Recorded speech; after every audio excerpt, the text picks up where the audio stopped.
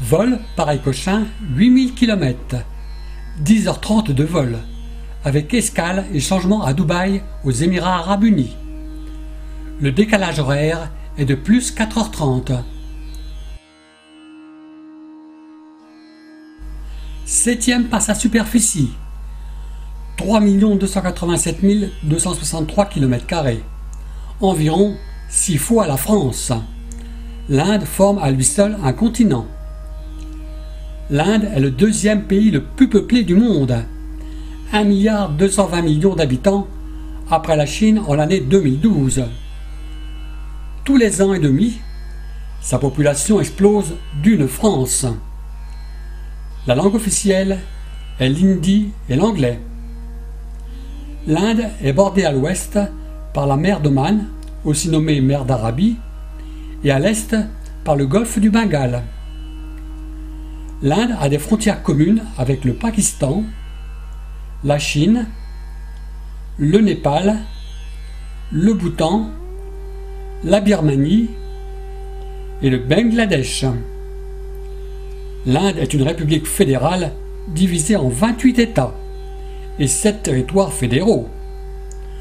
Nous ferons notre voyage tout au sud de l'Inde, dans les États du Kerala et du Tamil Nadu, les États les plus riches de l'Inde. Voici l'itinéraire de notre périple dans les États du Kerala et du Tamil Nadu en Inde.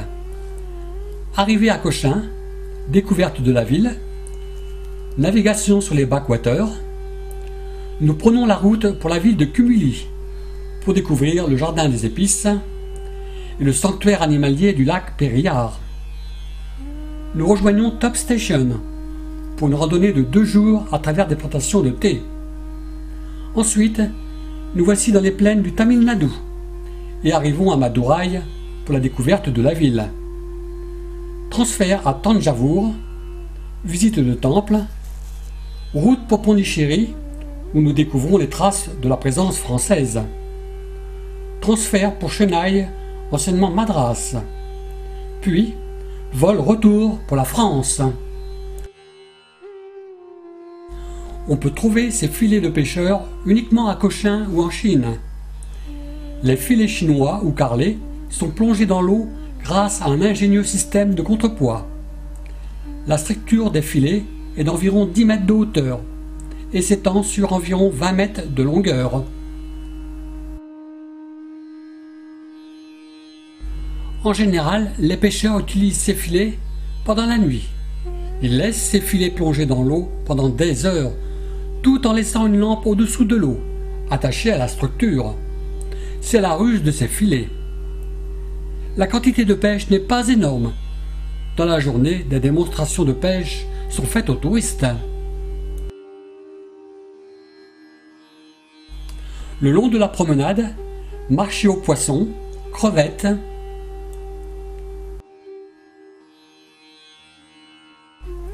poissons, langoustes,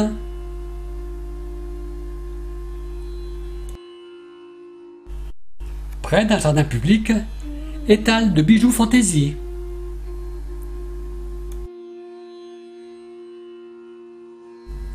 Une supérette,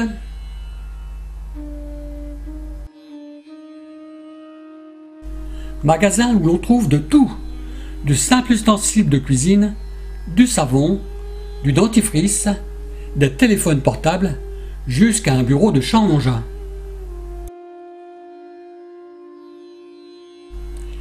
Dans les quartiers commerçants,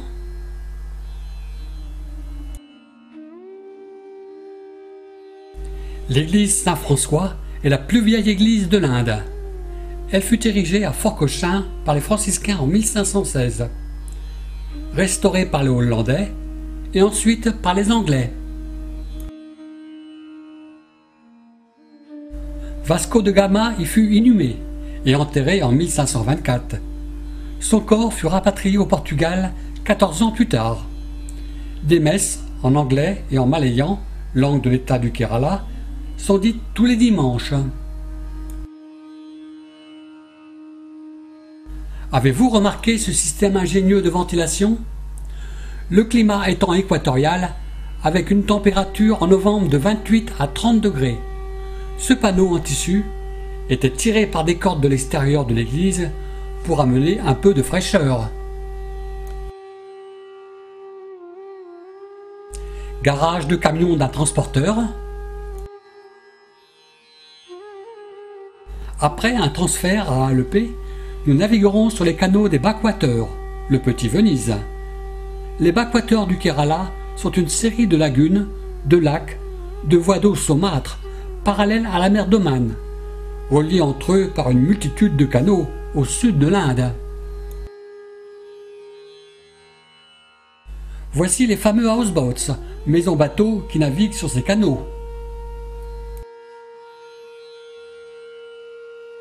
Les houseboats sont construits en bois tropical, sans aucun clou. Derrière, une église. Sur les backwaters, nous flottons au gré des vagues, à une vitesse de 5 à 10 km/h. L'humidité apportée par les canaux favorise une luxuriante végétation.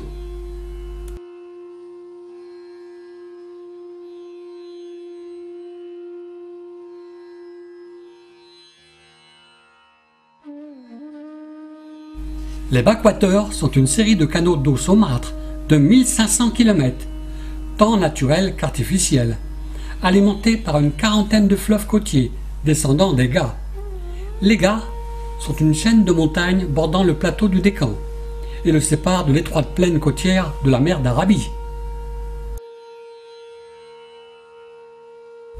Les villages s'étendent le long des berges.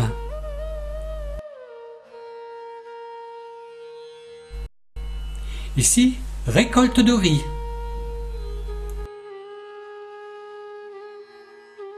Quand on voit ce paysage idyllique, on comprend pourquoi les backwaters sont une attraction touristique de premier ordre.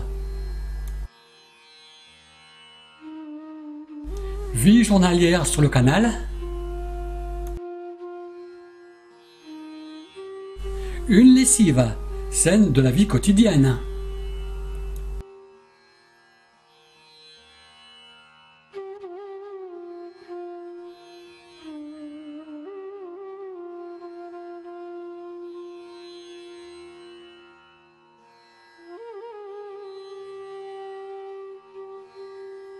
C'est l'heure de la vaisselle.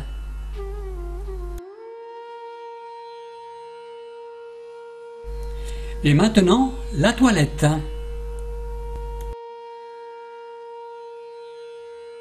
Avec un bon rinçage de cheveux.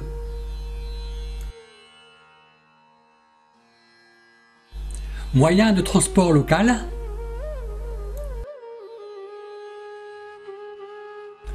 Devant les rizières, transport de noix de coco, première ressource du Kerala.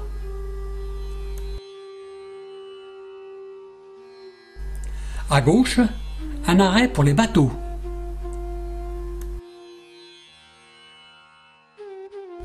Chaque État de l'Inde a son régime politique. Au Kerala, c'est un régime à dominance communiste.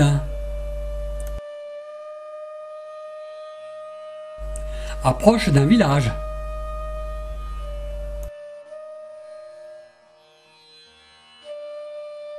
Un château d'eau.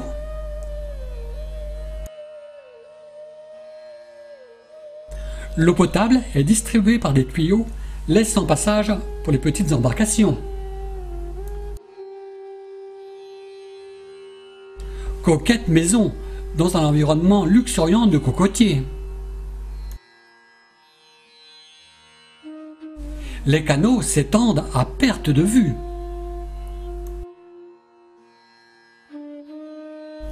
Une église.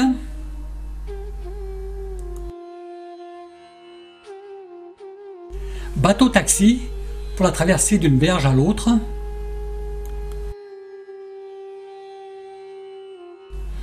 Remarquez le couvre-chef du monsieur. C'est assez original. Il protège du soleil et de la pluie. Déchargement de la paille de riz sous les cocotiers.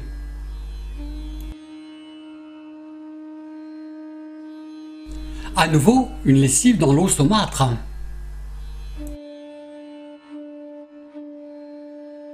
Nous naviguons au gré des flots. Une église.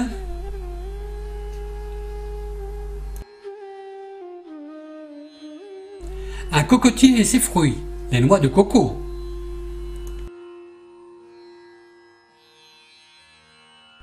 Arbuste à fleurs rouges.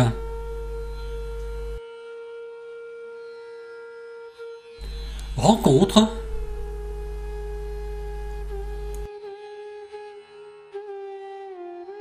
Transport scolaire.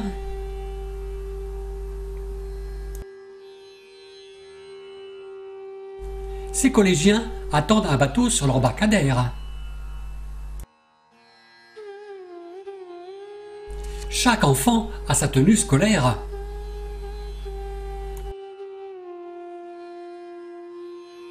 En plus du dialecte de leur état, ces jeunes filles parlent l'hindi et l'anglais, les langues nationales.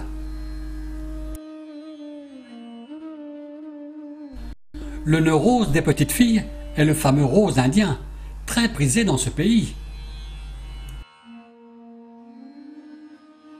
Située dans une zone où l'on n'y accède qu'à vélo ou en bateau, l'église Sainte-Marie-Sforane a été construite en l'année 1870. Sainte-Marie-Sforane est l'une des plus vieilles églises du Kerala. Son retable est orné de magnifiques peintures.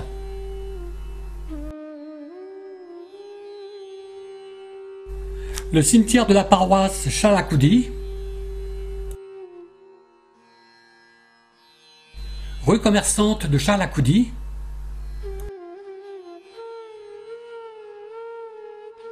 de grosses crevettes tigres.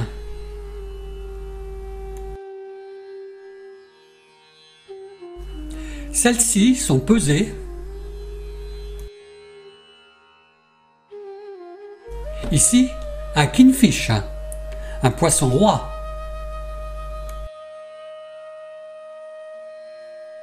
Les canaux mènent partout, des zones industrielles aux calmes zones résidentielles.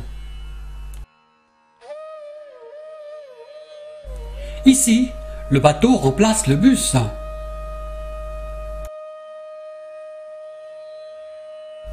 Les backwaters sont une importante voie de navigation pour transporter toutes sortes de marchandises.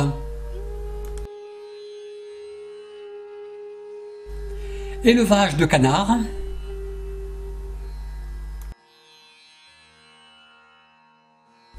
À gauche, on remarquera l'éleveur des canards.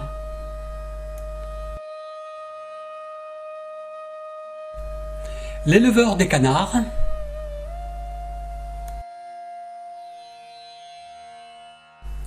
Des jacinthes d'eau.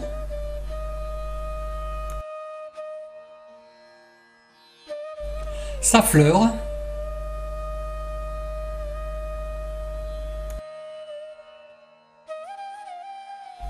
Une autre sorte de fleur.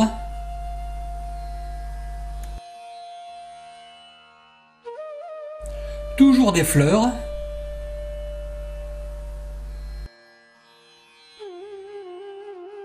Navigation sur les canaux.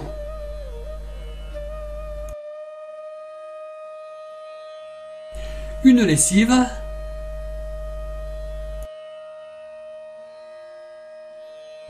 Fin de notre découverte des backwaters.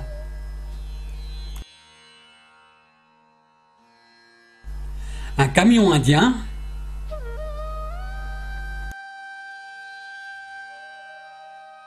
Un arrêt photo s'impose.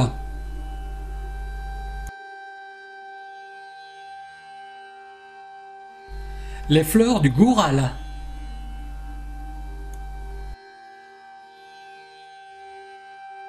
Maman et son petit.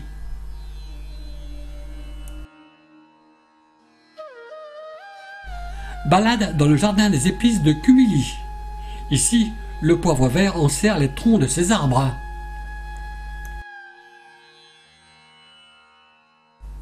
Le poivre vert.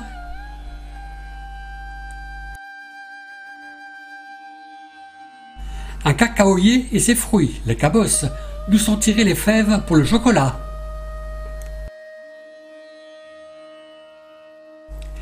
Les cabosses renferment des graines, les fèves, qui baignent dans une chair blanche.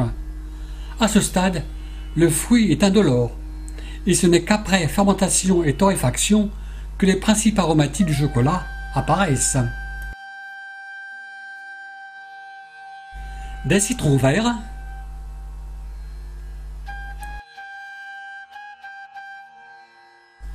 un cannelier dont on racle l'écorce afin d'obtenir la cannelle. Ici, son fruit. Un régime de bananes.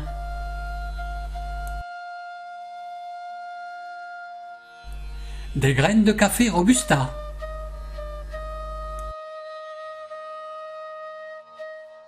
Plantation de cardamone.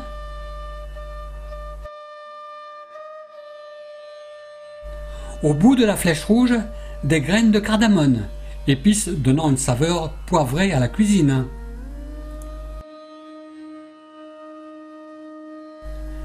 Du gingembre, dont les rhizomes aromatiques seront utilisés comme condiments.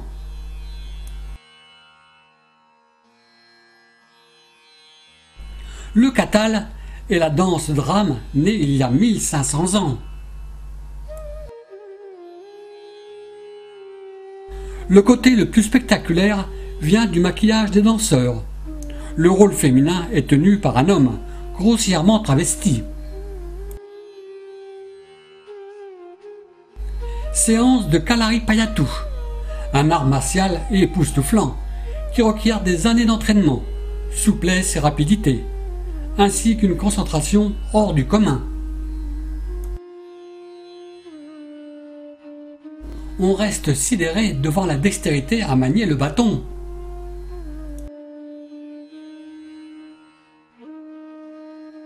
Pour randonner dans la réserve Périllard, des chaussettes anti-sangsues nous sont données pour se protéger de ces répugnantes petites créatures. Il s'agit d'une longue et large chaussette en toile assez épaisse. On l'enfile par-dessus sa chaussette normale avant de mettre sa chaussure. Et l'on ferme le tout à l'aide d'une petite ficelle sous le genou. Et croyez-moi, c'est efficace.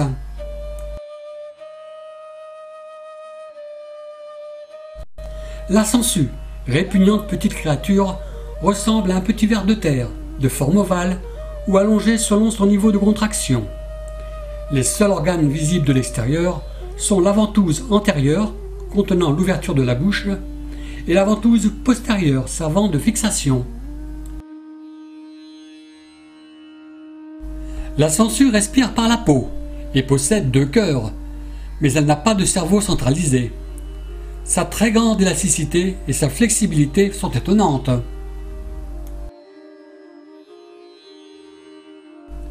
Nous pénétrons dans la jungle avec un guide local du parc pour pister les animaux. Nous découvrons alors une végétation exubérante.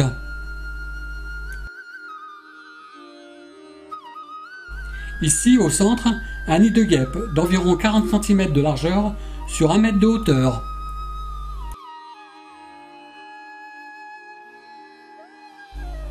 De belles fleurs de la jungle.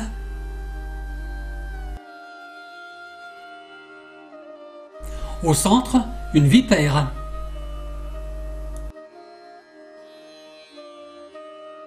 Le singe macaque arboricole possède une queue plus longue que les espèces terrestres et peuvent atteindre 20 kg.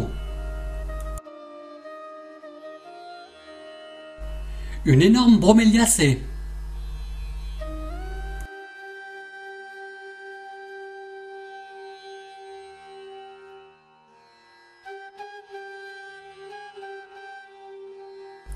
Belle fleur de la jungle.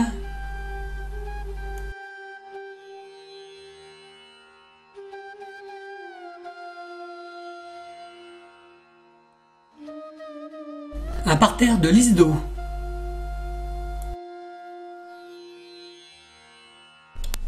Sa fleur.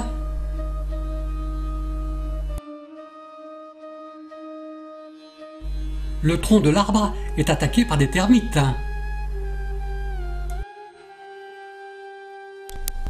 Le long du chemin, découverte de champignons par des locaux, qui s'empressent de les ramasser. Des champignons de 2 cm de hauteur et 1 cm de diamètre.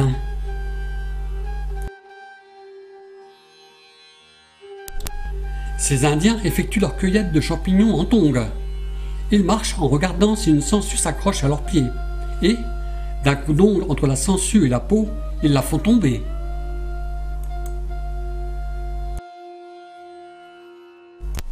Les champignons sont mis dans une feuille de bananier.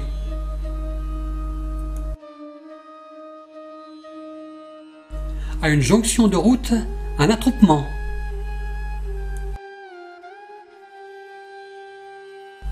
Notre pêcheur vend ses poissons tout frais du lac Périllard qui longe cette jungle. Un éléphant d'Asie nous est présenté par son cornac. La balade à dos d'éléphant s'impose.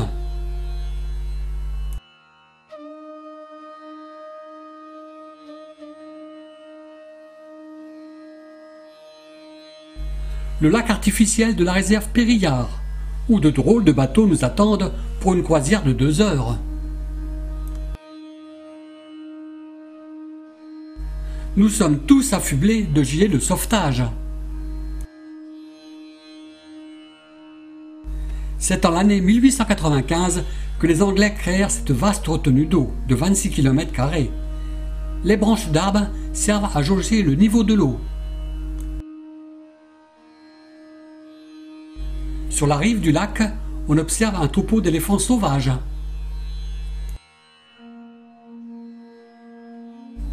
Sur le fait d'un arbre mort, un cormoran.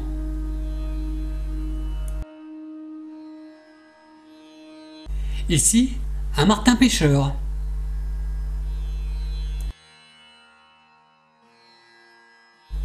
Des antilopes nigo femelles, appelées nilguais par les Indiens. L'arbre, le pendolin, donne de magnifiques fleurs oranges.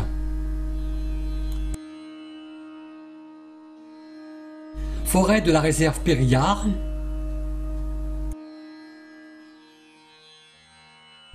Éléphant et son petit.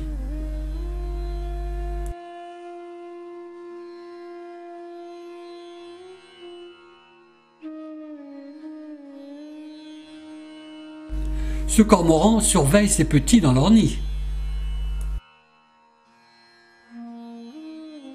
Le cormoran, quand il ne pêche pas, se perche sur un support en hauteur où il sèche son plumage.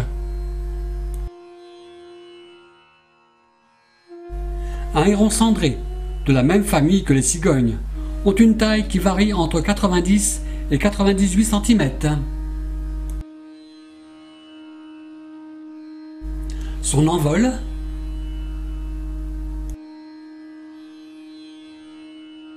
les environs de Mounard sont la prédilection des plantations de thé. Les plantations sont parsemées de grands arbres qui apportent une ombre bienfaisante.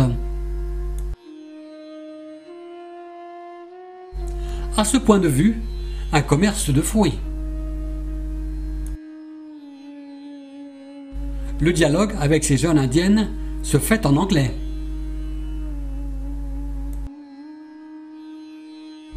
Plus loin, une jolie cascade.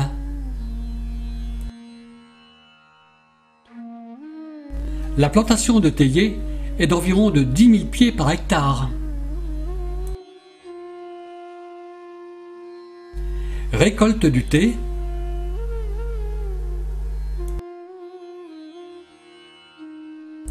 À ce point de vue, une boutique.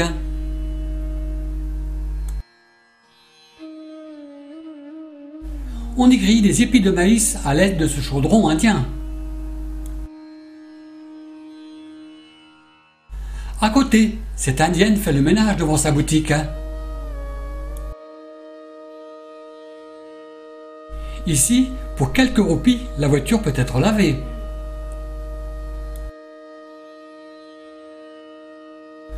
Tous les théiers de la région appartiennent au géant Tata, le plus grand magnat de l'industrie indienne. Des collines de thé à perte de vue.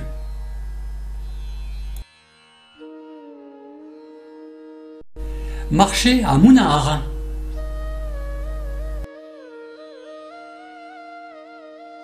Des colliers de fleurs naturelles à offrir à ses hôtes, en signe de bienvenue.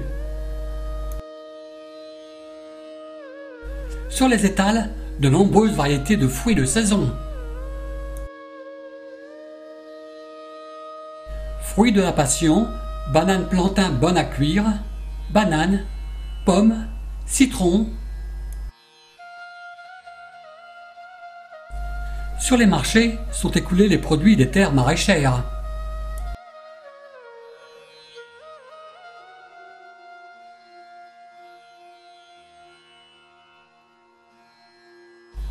L'absence de viande ou de poisson au menu est le plus souvent due à des ressources d'économie. Si l'on accepte toutefois les interdits pesant sur la consommation des bovins pour les hindous et des porcs pour les musulmans. Enfin, des poissons. Ces poissons ne sont pas sur la glace. Des poulets.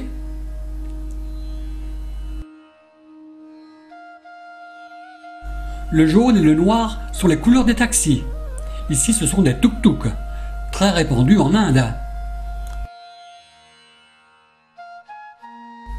Indienne.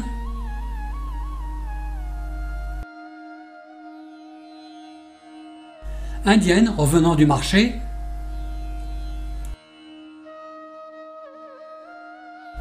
Prise d'un taxi.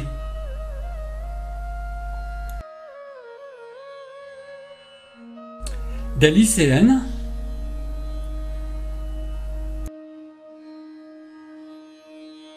Vente de feuilles de bétel, espèce de poivrier grimpant de l'Inde. La feuille de bétel sert à confectionner le pan. Les pannes sont un mélange masticatoire à base de feuilles de bétel, de chaux, de toutes sortes d'épices et de noix d'arec. Vous remarquerez les boîtes contenant les épices. Elles portent le signe de Swatika, croix gammée à l'envers. C'est l'un des plus anciens symboles de l'humanité, bien qu'il n'ait pas toujours la même signification. En Inde, c'est le signe de bon augure. Pour la vente, tous ces ingrédients indiqués précédemment sont enfermés dans la feuille de bétel. Une école primaire.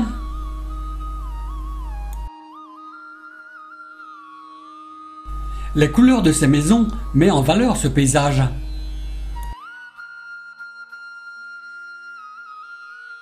Arrêt à un jardin botanique, où des stands accueillent les touristes.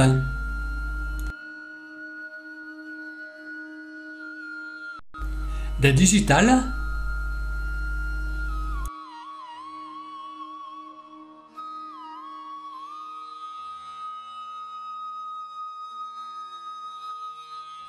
De la famille des orchidées, The Lady Shoes, en français, chaussures de femme.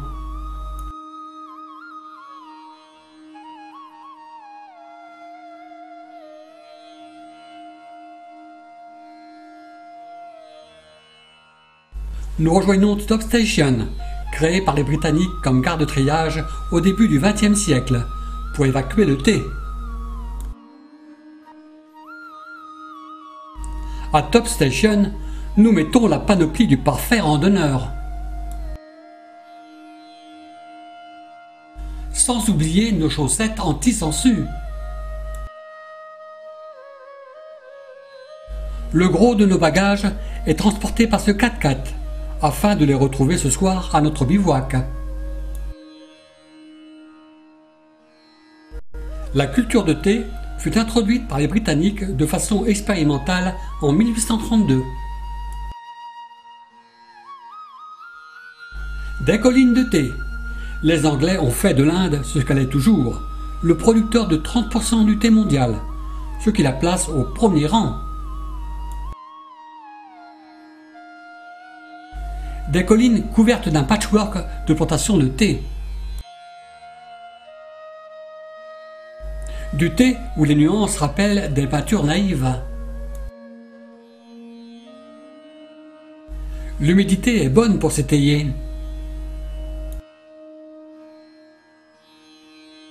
Maison des ouvriers travaillant dans ces cultures de thé.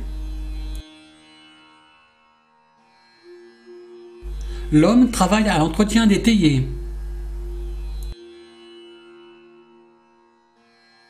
Il taille les théiers afin de laisser un passage pour la cueillette de celui-ci.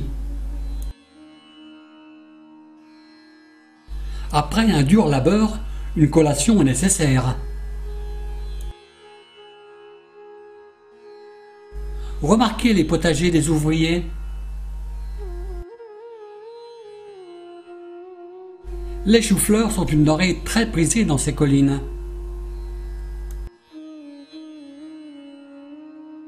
Ici, des fausses tomates, les pommes de Madras. Ces plantes sauvages nettoient la peau, les dents. Elles guérissent aussi les petits maux. Habitation des Indiens travaillant dans ces collines de thé. Toute la famille vient nous saluer.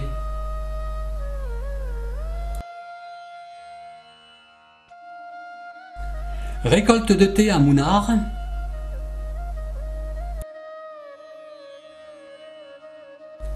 La cueillette s'effectue avec des cisailles munies d'un réceptacle. Une sorte de sac accroché au ciseau de la cisaille, pour le thé noir où toutes les feuilles sont coupées petites et grandes. Ces feuilles sont mises dans un grand sac avant d'être fermentées pour sa préparation dans une brûlerie. Arrêt pique-nique sur ce socle servant de support pour les sacs de thé, avant d'être chargés sur un tracteur. Tracteur avec son chargement de thé partant pour la brûlerie.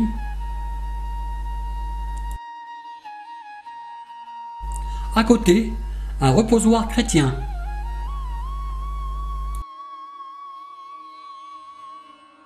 Approche de quelques habitations. Un hindouiste.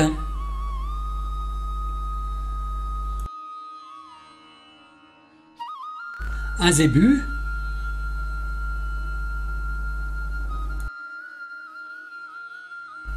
De jolies fleurs.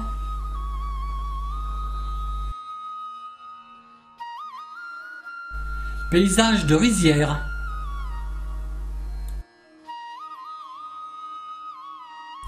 Transport de bois.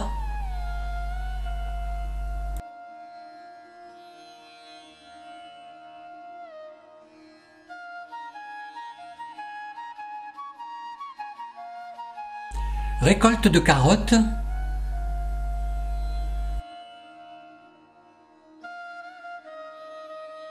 Approche d'un village.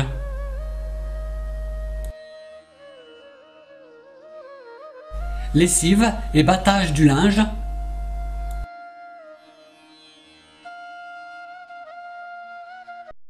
Notre campement à 2000 mètres d'altitude.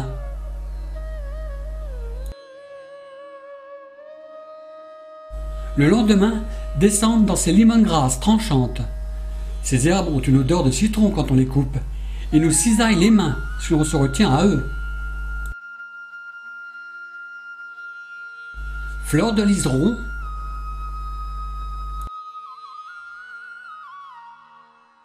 D'autres fleurs sauvages.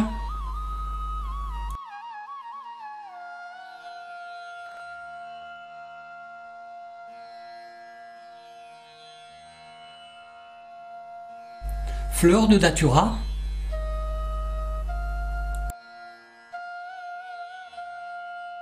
Nous prenons la direction de ce village.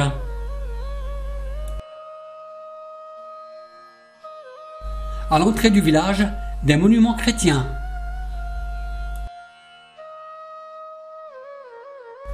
Gargote du village où nous prenons un café.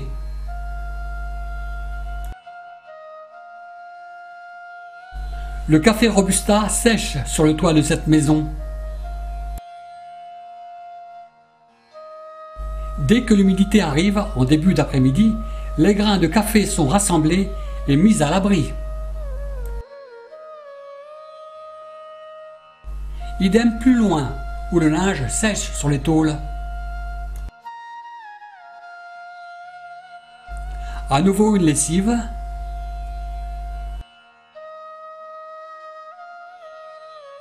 Le portage se fait essentiellement sur la tête.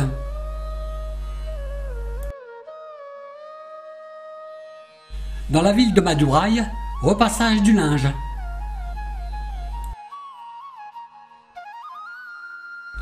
Rue de Madouraï. Visite de l'un des plus grands temples hindous du Tamil Nadu à Madouraï, symbole des temples du Sud. Nous nous déchaussons par respect.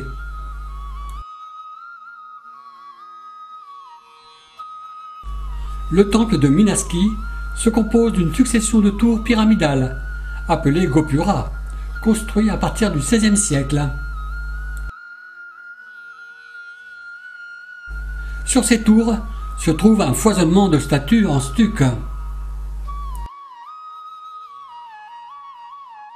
Appuyé sur une solide base de granit, ce Gopura à forte pente culmine à 50 mètres.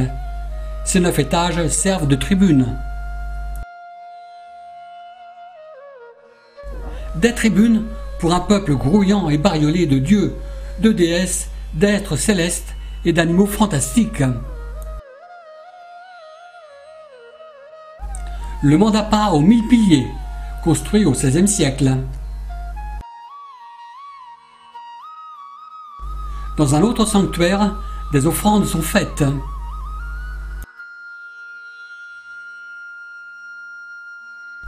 Nous reprenons la route entourée de rizières.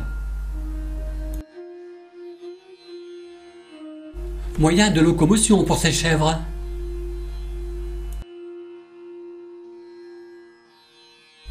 Les poules respirent les gaz d'échappement.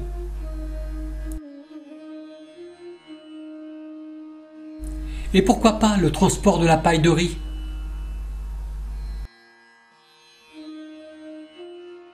Le jaune fluo de cette habitation ne jure pas dans ce pays.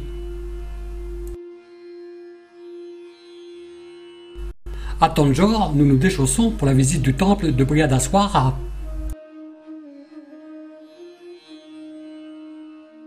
Brihadaswara, le temple le plus grandiose jamais érigé en Inde, construit en l'an 1000. Imposante sans être lourde, cette cité religieuse était protégée par un haut mur qui lui valut d'être transformée en forteresse par les Français.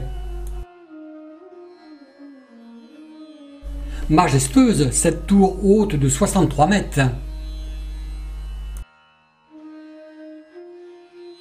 Rizière en pays tamoul.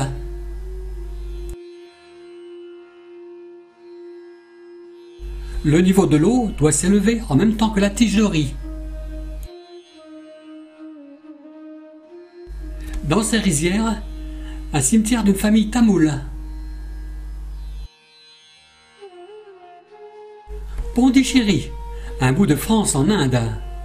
La commémoration des 2 armistices est toujours célébrée par les anciens militaires de l'armée française. Édifiée en 1855, Notre-Dame des Anges est la seule église de Pondichéry où la messe est célébrée tous les dimanches, dans les 3 langues, français, anglaise et tamoul. La promenade du bord de mer longeant le golfe du Bengale. Les dégâts causés par le tsunami en 2004 ont été réparés. La promenade offre de quoi se restaurer sur le pouce.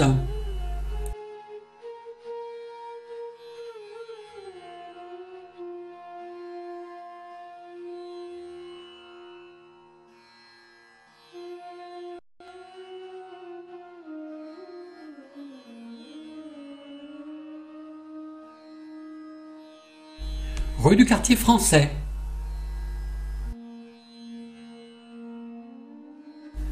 L'ambassade de France.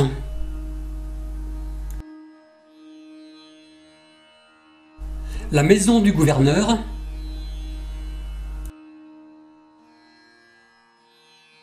Entrée de la cathédrale de l'Immaculée Conception, construite en 1791.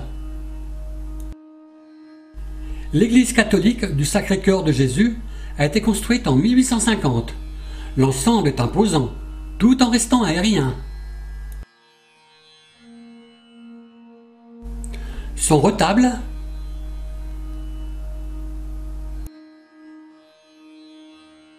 À côté, la grotte de Notre-Dame de Lourdes.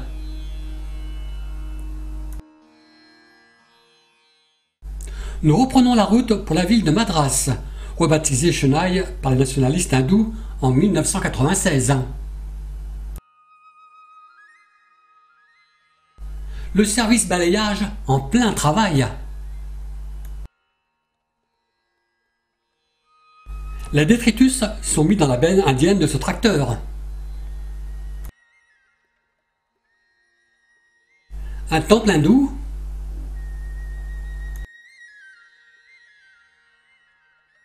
Jouxtant la mer du Bengale, les marais salants. Ces pêcheurs partent relever leurs filets. On aperçoit les flotteurs de ceux-ci à la surface de l'eau.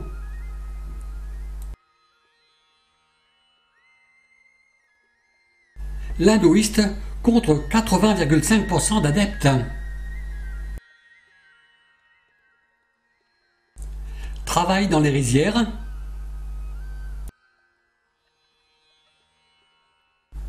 Le travail du repiquage, le plus souvent effectué par des femmes, est très pénible. Au fond, les repiqueuses sont courbées, elles pataugent dans la boue. Le motoculteur facilite le labourage.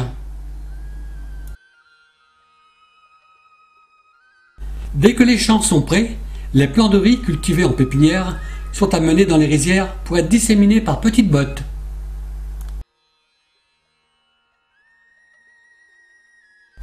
Mahabalipum est un musée à ciel ouvert, sculpté à Memle-Rock de l'an 643 à 670 de notre ère. Ce sont des monuments sous forme de monolithes appelés rata. Beaucoup d'Indiens visitent ces lieux. Le rata de Damaraju est le plus grand et le meilleur des 5 ratas. Souvenir pour cet enfant.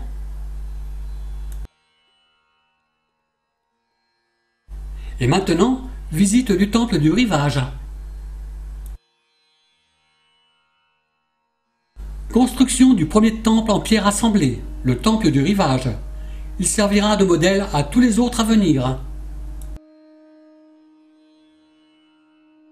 Le pénitence d'Arjuna, ce brillant bas-relief, salué comme l'une des majeures gloires de l'art indien et le plus grand du monde, est une toile énorme sur un rocher, 30 mètres de long sur 17 mètres de hauteur. Ces éléphants,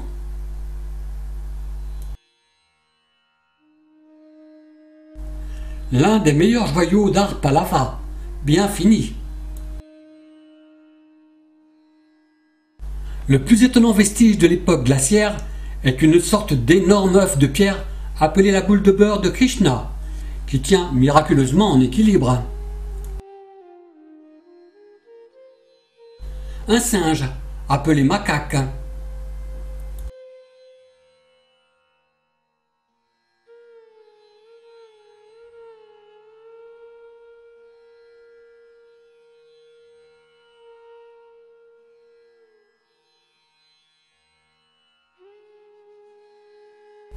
Un papillon.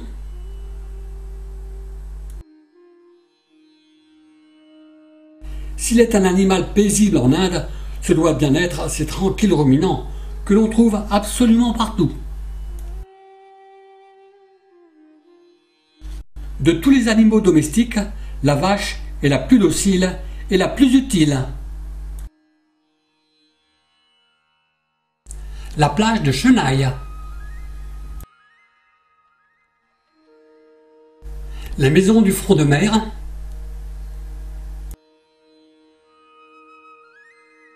Ces pêcheurs remontent leur embarcation en bois de teck.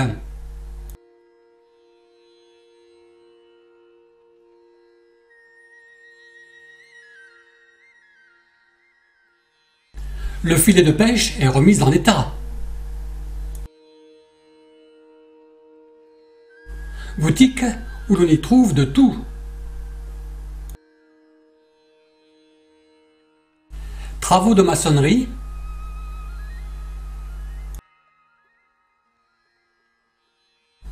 La basilique Saint-Thomas à Chenaille, anciennement Madras, fut édifiée en 1504 par les Portugais et reconstruite en 1893. La basilique abriterait les reliques de l'apôtre Thomas, qui serait lui-même venu prêcher en Inde. Son autel,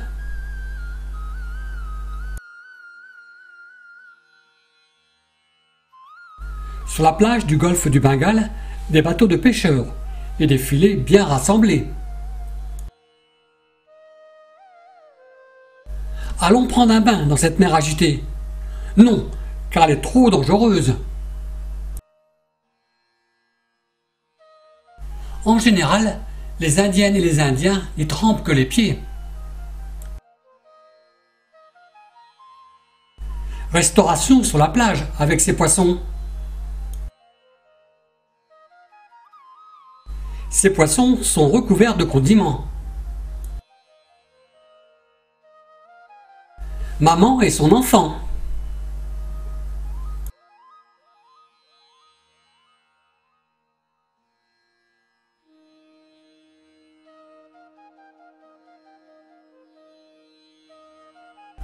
Sur la plage, les enfants trouvent tout pour se distraire.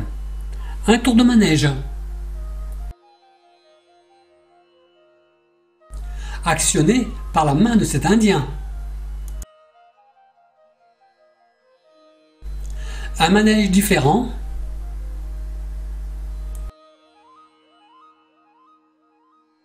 Celui-ci prend de la vitesse à l'aide d'un petit moteur diesel.